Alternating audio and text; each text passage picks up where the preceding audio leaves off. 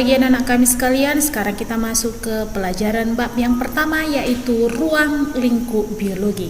Apakah yang akan kita pelajari di bab pertama ini? Pertama-tama sebelum kita mengetahui apa saja yang termasuk ke dalam ruang lingkup pelajaran biologi, kita harus mengetahui dulu apa pengertian biologi itu. Seperti yang sudah mulai dari SD, SMP itu sudah sering kamu dengar. Bios artinya adalah makhluk hidup.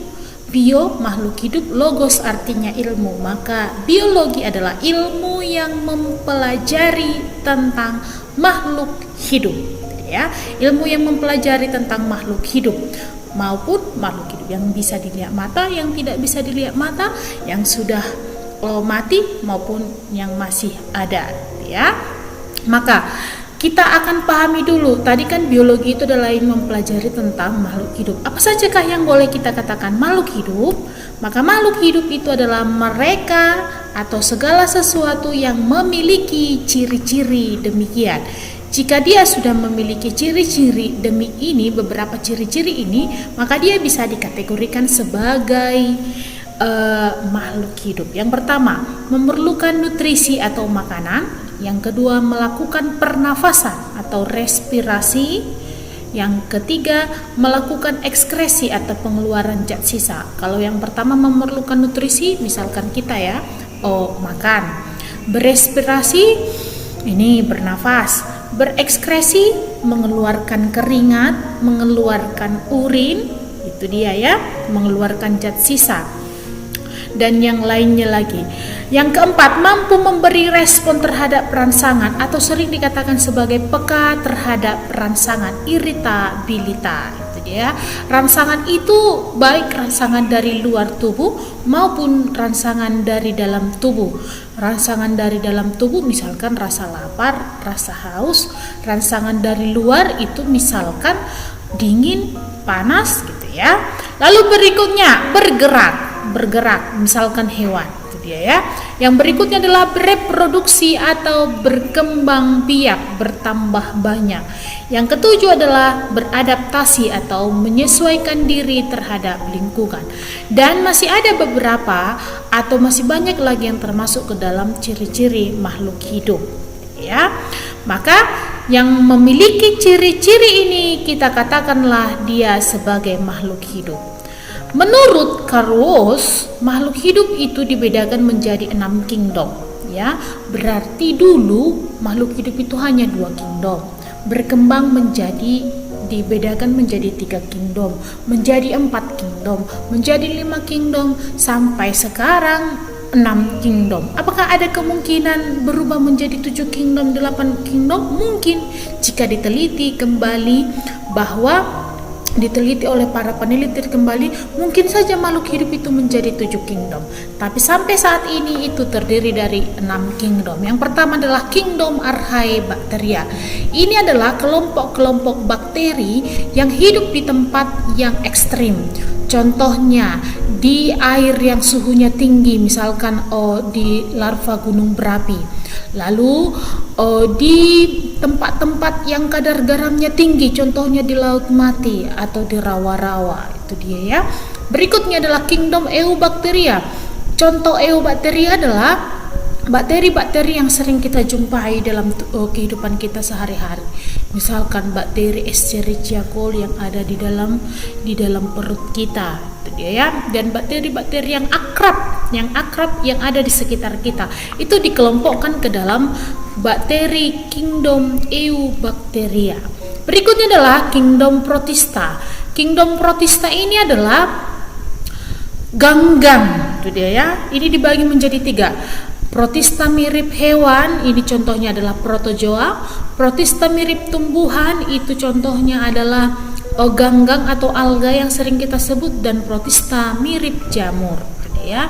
Yang keempat adalah kingdom fungi. Fungi ini adalah jamur yang bisa dimakan, atau jamur yang bisa menyebabkan penyakit, atau jamur yang membuat contohnya jamur ini adalah ragi, jamur hitam-hitam yang ada di roti yang berjamuran, jamur yang ada di dalam kulit kita, atau jamur yang bisa dimakan, misalkan jamur kuping, itu dia ya. Dan yang berikutnya adalah kingdom plantae atau dunia tumbuhan. Dan yang terakhir adalah dunia hewan. Maka merekalah yang bisa kita sebut sebagai makhluk hidup. Kenapa virus tidak ada di sini, Ibu? Kenapa virus bukan makhluk hidup? Ya, virus itu bisa dikategorikan sebagai makhluk hidup dan benda mati. Makanya Carl Woese tidak memasukkan dia ke dalam kingdom makhluk hidup. Itu dia. Itulah yang ruang lingkup biologi, yaitu mencakup makhluk hidup. Inilah yang akan kita pelajari di dalam biologi. Ya. Objek kajian biologi. Objek kajian biologi itu adalah segala makhluk hidup yang ada di bumi, baik yang masih hidup maupun yang sudah mati. Maka karena objek biologi yang terlalu banyak, maka dibentuklah sebuah struktur organisasi kehidupan.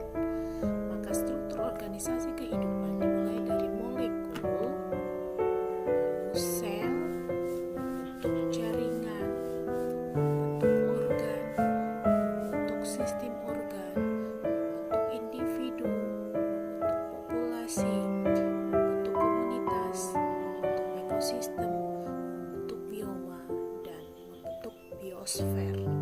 Ya, kita perhatikan satu persatu. Yang pertama adalah molekul. Molekul itu adalah atom-atom yang berikatan.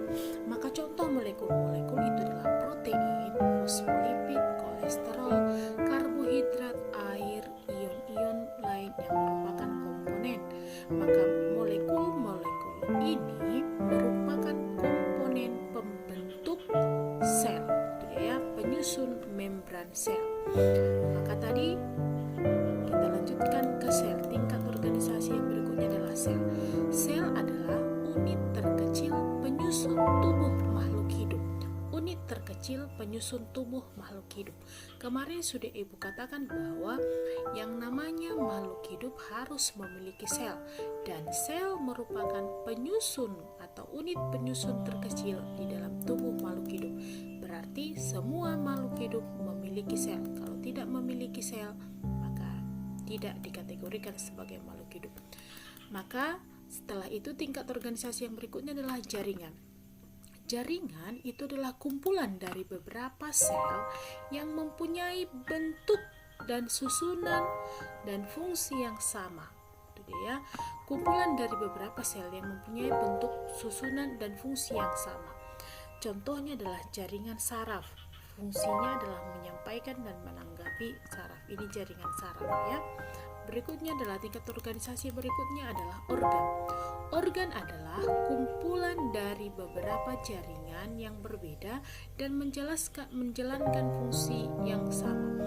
Kumpulan dari beberapa jaringan yang berbeda dan menjalankan fungsi yang sama. Contoh, organ kulit terbentuk dari beberapa jaringan yang berbeda seperti jaringan otot, jaringan epitel, jaringan otot, jaringan darah, jaringan saraf, dan ini dia, jaringan epitel itu lapisan terluarnya, jaringan otot, jaringan darah itu misalkan pembuluh darah yang masih ada di dalamnya, di dalam kulit, dan juga jaringan saraf, itu dia, ya, sehingga kulit kita bisa merasakan rasa sakit.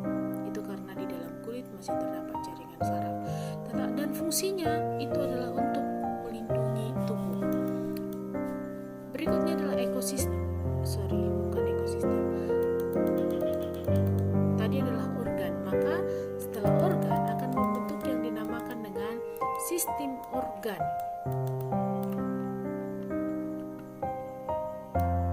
Ya. Membentuk sistem organ. Sistem organ adalah kumpulan dari beberapa organ yang membentuk fungsi yang sama, seperti contohnya sistem pencernaan, sistem pernafasan, sistem ekskresi, dan lain-lain. Kumpulan dari beberapa sistem organ akan membentuk yang dinamakan dengan individu. Contohnya adalah saya, Ibu adalah individu, kamu itu adalah individu. individu. Maka di dalam tubuh ibu itu tersusun oleh beberapa sistem organ, yaitu ada sistem pencernaan, sistem pernafasan, sistem ekskresi, sistem reproduksi. Kumpulan dari beberapa individu yang berada pada tempat dan waktu yang sama membentuk populasi. Populasi misalkan populasi manusia. Kumpulan dari beberapa populasi akan membentuk komunitas, dan kumpulan beberapa komunitas akan membentuk ekosistem. Pada ekosistem ini terdapat beberapa komunitas atau terdapat beberapa populasi yang bersimbiosis dengan lingkungan abiotik. Contohnya pada ekosistem sawah yang menjadi lingkungan abiotiknya adalah misalkan air dan tanah. Maka populasi apakah yang ada hidup di dalam sawah tersebut? Populasi padi. Berarti kan lebih dari satu padi. Tadi populasinya kumpulan dari beberapa individu, berarti lebih dari satu padi. Populasi ikan, lebih dari satu ikan. Populasi katak dan yang lain-lainnya. Maka kumpulan dari beberapa ekosistem membentuk yang dinamakan dengan bioma. Contohnya adalah Indonesia, sering disebut sebagai bioma hutan hujan tropis. Maka di dalam Indonesia terdapat beberapa ekosistem. Ada ekosistem laut, ada ekosistem danau, dan yang lainnya. Jadi inilah tingkat organisasi kehidupan. Molekul akan membentuk sel, kumpulan dari beberapa sel membentuk jaringan, kumpulan dari beberapa jaringan membentuk organ, kumpulan dari beberapa organ membentuk sistem organ, kumpulan daripada individu membentuk sistem organ membentuk individu, kumpulan dari beberapa individu membentuk populasi, kumpulan dari beberapa populasi membentuk komunitas, populasi yang bersimbiosis dengan lingkungan abiotik membentuk ekosistem, dan ekosistem membentuk yang dinamakan dengan bioma. Maka tingkat organisasi yang paling rendah itu adalah sel, dan yang paling tinggi adalah